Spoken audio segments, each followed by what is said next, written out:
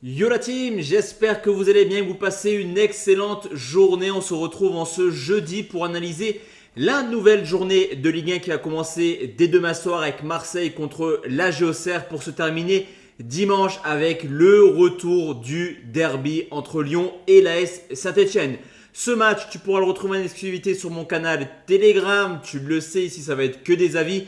Et mes vrais tickets paris sportifs, vraiment ce que je vais miser réellement tout ce week-end et plus particulièrement dans le match entre Lyon et Saint-Etienne sera disponible sur mon groupe Telegram. Donc n'hésite pas à nous rejoindre. Le lien est tout simplement en commentaire épinglé. On est plus de 47 000 membres sur ce canal. Je t'invite clairement à nous rejoindre. On n'oublie pas également le petit pouce bleu et le petit commentaire avec tes avis pour faire monter le référencement. Vous savez comment fonctionne YouTube.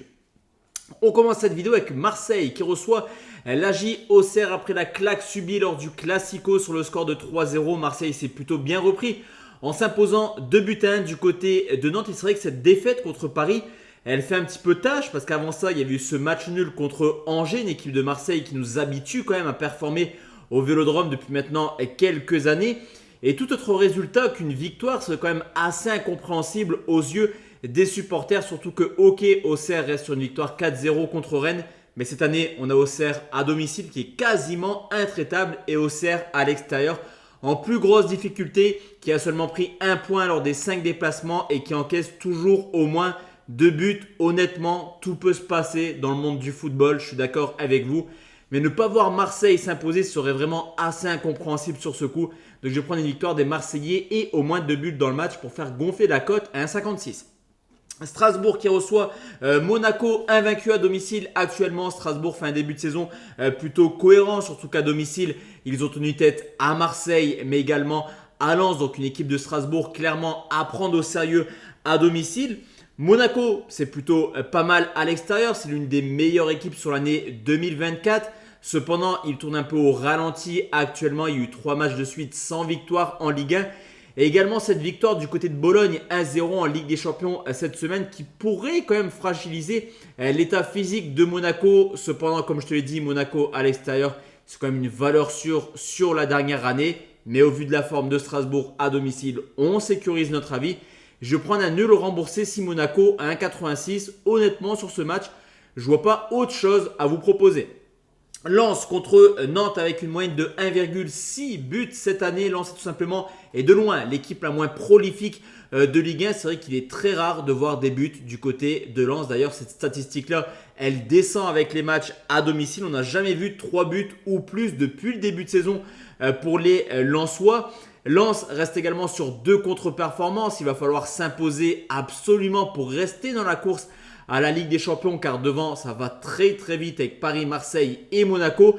Et ils ont l'avantage également d'affronter une équipe de Nantes qui reste sur une série totalement folle. Quand je l'ai vu, j'étais assez impressionné de 7 matchs sans victoire, car après un bon début de saison, les Nantais commencent tranquillement à descendre dans la zone de relégation. Je ne vois pas Lens perdre à domicile, mais le match ne sera pas spectaculaire.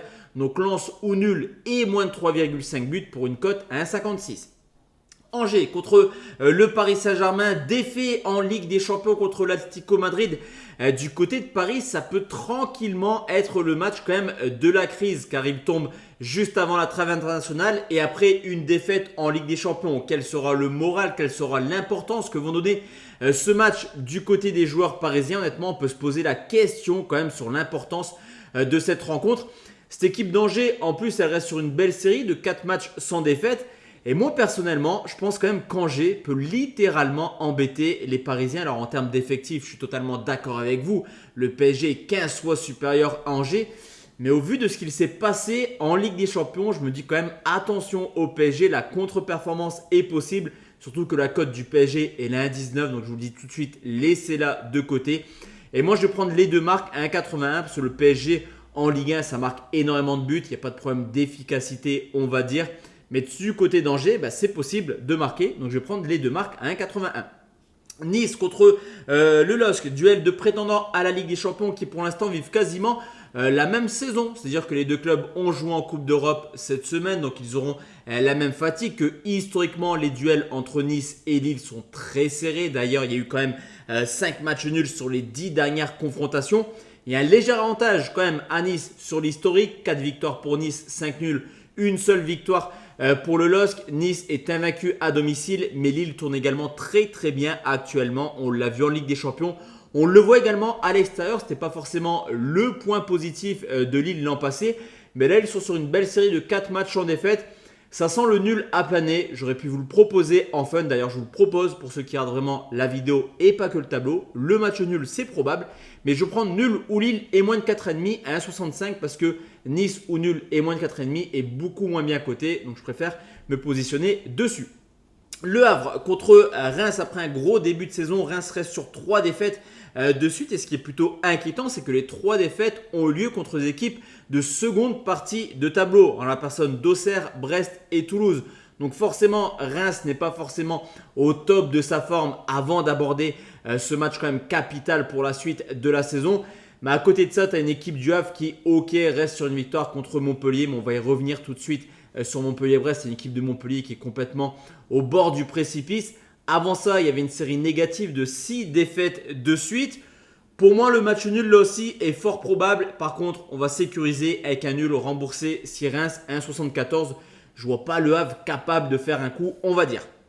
Montpellier contre Brest, la première information à prendre en compte, c'est que tous les matchs de Brest après une rencontre de Ligue des Champions se sont pour l'instant soldés par une victoire. Lors des 3 premières journées de Ligue des Champions, Brest a toujours enchaîné par une victoire en Ligue 1. Ça démontre quand même quelque chose de plutôt intéressant. Ça démontre le fait que physiquement, cette équipe de Brest est capable d'enchaîner 2 rencontres en quelques jours. Alors que du côté de Montpellier, comme je te l'ai dit, cette défaite contre le Havre, elle est désastreuse. Rien n'est joué en Ligue 1. Montpellier peut encore se sauver. Loin de là l'idée de mettre Montpellier en Ligue 2 dès maintenant. Mais quand même, il y a une série complètement folle actuellement malgré le changement de coach. Il ne se passe pas grand-chose du côté de Montpellier. Et ce match, c'est un match charnière clairement pour Brest qui compte 3 points d'avance sur le barragiste Saint-Etienne. Mais également 3 points de retard sur la 5e place. Donc pour l'instant, ils sont vraiment entre deux. Le but pour eux, c'est de passer dans la partie de tableau supérieure juste avant la trêve internationale. Donc je vais prendre la victoire sec de Brest à 2,18. Ok, Montpellier ne perdra pas toutes les semaines, mais au vu de l'état de forme de Montpellier, cette cote à 2,18, elle se tente dans un petit fun.